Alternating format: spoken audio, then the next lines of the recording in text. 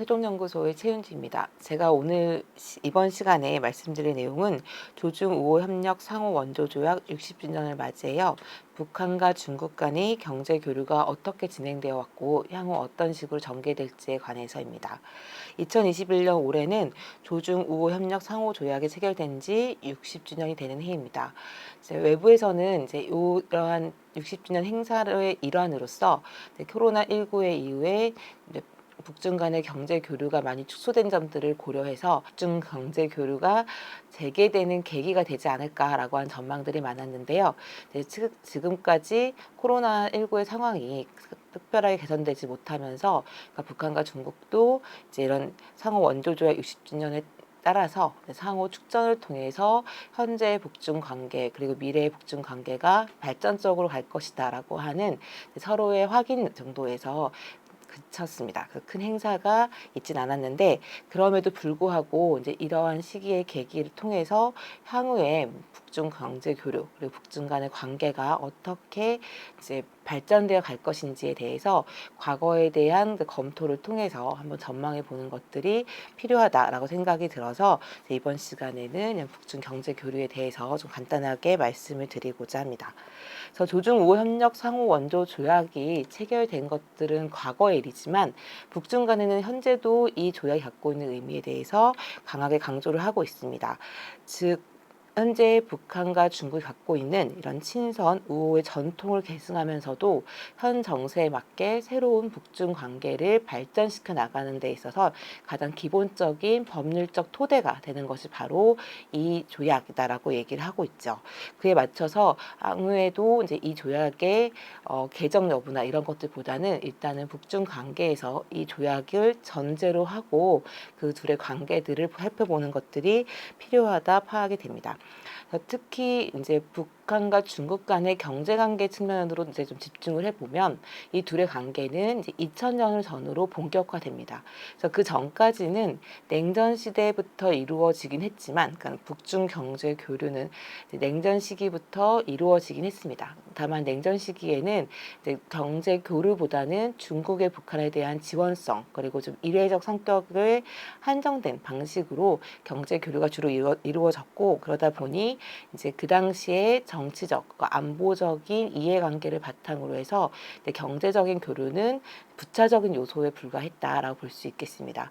특히 1990년대 이후에 냉전이 해체된 이후에는 북한과 중국 사이에 이런 경제 협력 방식들도 소위 말하는 세계 표준 방식으로 기존의 사회주의 동맹국가의 방식들에서 세계적인 국가 간 경제 교역 방식들을 도입되면서 오히려 경제 교류 협력이 다소 위축되는 양상들을 보였습니다.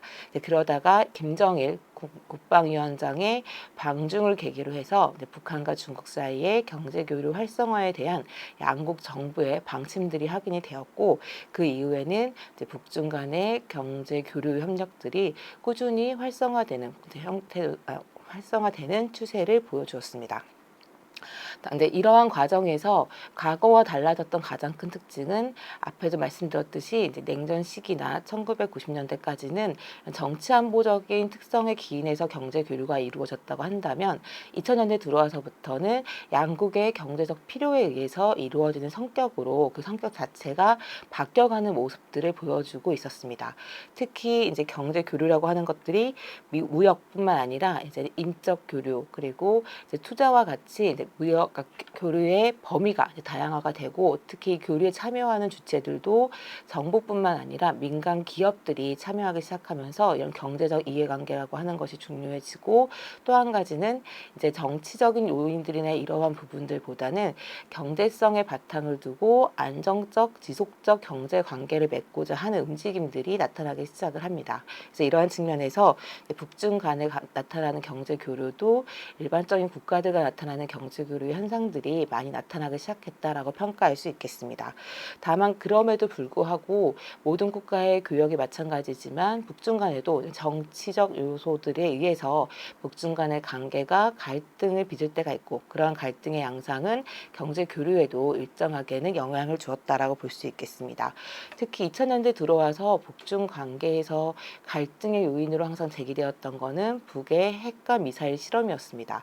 다만 이런 북과 북한의 이제 핵과 미사일 실험에 있어서도 모든 실험에 따라서 북중 관계가 갈등을 맺거나 악화되었다기보다는 이제 그 이전에 중국이 관리 가능하고 그다음에 협력 체제를 맺어서 지속할 수 있었던 시기에는 우려를 표하거나 유감을 표하는 수준에서 이제 정치적인 관계에서는 좀 다소 경색적인 부분이 있었지만 경제적인 측면에서는 이런 교육을 꾸준히 했던 것이 2000년대의 모습이었습니다. 다만 이제 2016년 북한에서는 6차 핵실험이 이루어졌었는데요. 이때는 중국의 경우에도 단호하게 반대 의사를 표명하고 그다음에 국제사회의 일원으로서 국제사회가 북한에게 부과했던 경제 제재에 적극 동참하겠다라고 밝힘으로써 과거하고는 다른 모습들을 나타내었습니다.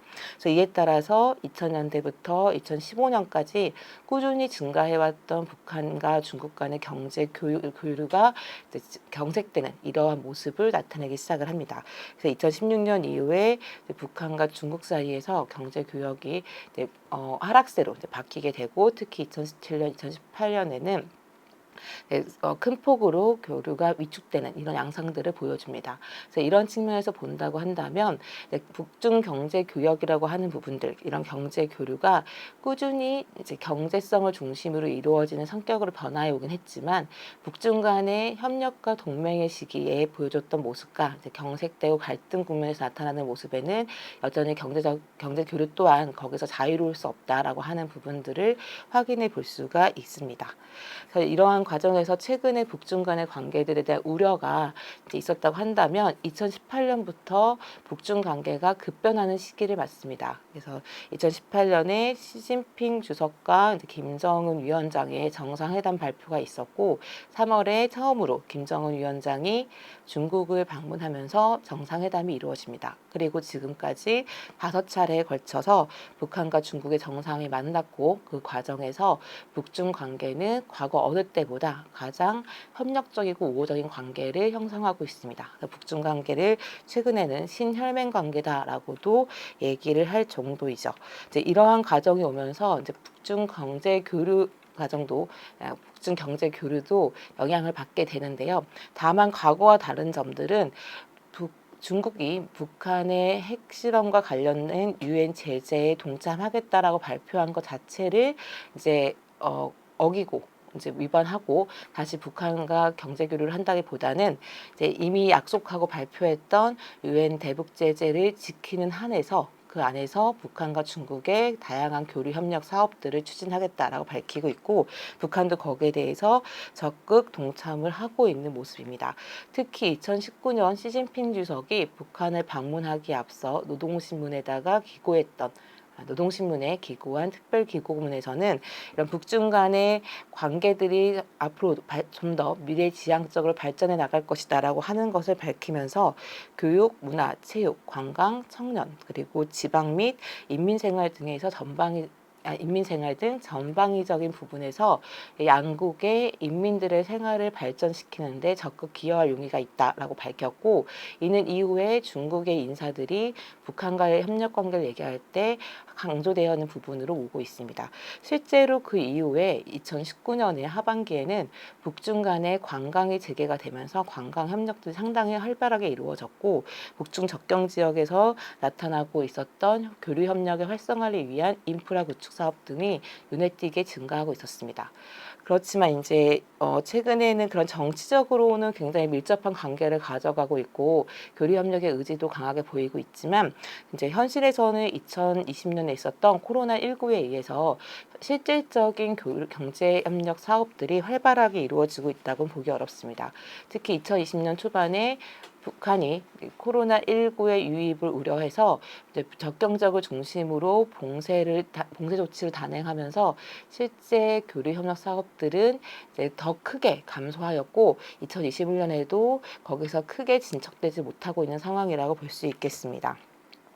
다만 그럼에도 불구하고 올해 2021년 7월에 조중 우호 협력 상호 원조 조약 60주년을 맞아서 상호 축전에서 나타났던 내용들에서도 향후의 미래지향적인 관계를 공고히 해나갈 것임을 밝히고 북중 간의 협력이 좀 더 강화될 것임을 밝히고 있어서 그러한 측면에서 본다고 한다면 코로나19라고 하는 객관적인 조건 때문에 현재 북중 경제 교류 사업들이 위축되고 있긴 하지만 이제 그러한 조건의 어려움들, 그 장애물이 해소가 된다고 한다면 빠르게 개재될 것으로 이제 전망할 수 있겠습니다. 이제 이러한 과정에서 조금 더 주목해 볼 것은 경제 협력의 분야가 어떻게 확대될 것인가라고 볼 수 있겠습니다. 기존의 북한과 중국 관계에서는 무역 부분 그리고 제재 이전에는 투자 부분들이 좀 더 활성화되는 모습들을 보였었고, 그다음에 제재 이후에는 아무래도 제재에 저촉되지 않는 인적 교류 등이 활발하게 이루어지는 것들을 보여줬었는데요.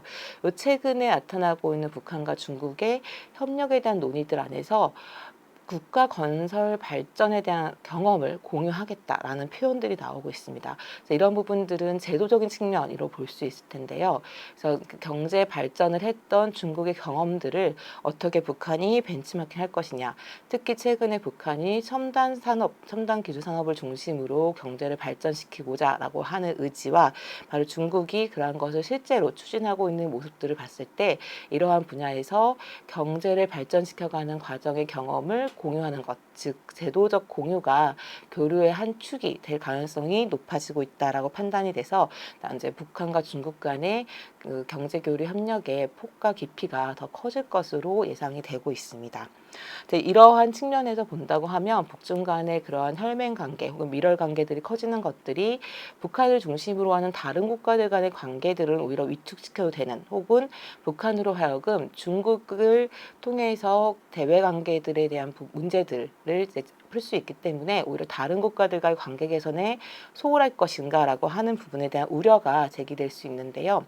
저는 그렇게 생각하지는 않습니다. 일단 북한 입장에서 본다고 했을 때 북한에게 중국은 분명히 중요한 동맹 파트너일 수도 있고 경제 협력에서도 든든한 버팀목이 되어주는 국가일 수도 있지만, 대외 관계 안에서 하나의 국가와의 경제 관계가 자국의 경제 관계의 90%를 넘어가는, 즉 대외 의존도가 95% 넘어가는 경우는 정상적인 교역 관계라고 보기는 어렵습니다. 근데 바로 지금 중국과 북한이 그러한 관계를 맺고 있죠. 그래서 북한의 입장에서는 중국과의 교류 협력을 돈독히 할 필요는 있지만 중국 일반도의 교류 협력 사업의 현재 모습들을 그대로 유지하는 것들은 리스크가 큰 선택이라고 볼 수 있습니다.